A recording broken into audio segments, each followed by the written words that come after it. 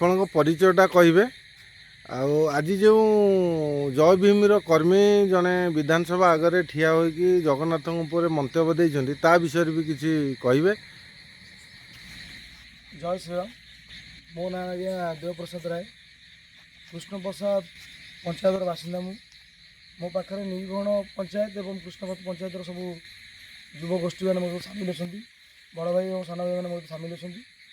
ଆଜି ଗୋଟେ ନ୍ୟୁଜ୍ ଆମ ପାଖରେ ପହଞ୍ଚିଲା ଯେ ଆମ ଗ୍ରାମର ଜଣେ ଯୁବକ କୋଠମୂଳ ଗାଁର ବାସିନ୍ଦା, ସିଏ ଜୟ ଭୀମ ସଂଗଠନରେ କାର୍ଯ୍ୟ କରୁଛି। ମହାପ୍ରଭୁ ଜଗନ୍ନାଥଙ୍କୁ ନେଇକି ଗୋଟେ ଆପତ୍ତିଜନକ କଥା ସିଏ ବିଧାନସଭା ଆଗରେ ଆଜି ଉଠେଇଛି, ଯେଉଁଟାକି ଗୋଟେ ଅତ୍ୟନ୍ତ ଦୁଃଖଦ ଖବର ଆମ ପାଇଁ।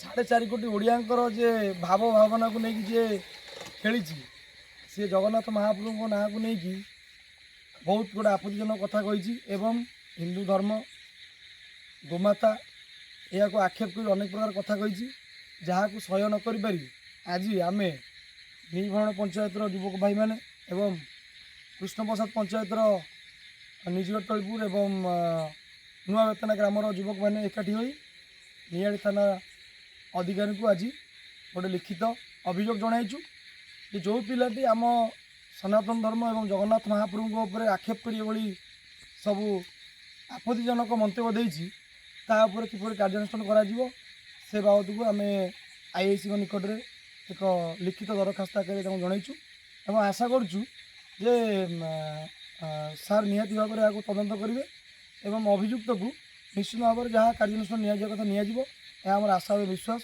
ରହୁଛୁ। ଜୟ ଶ୍ରୀରାମ।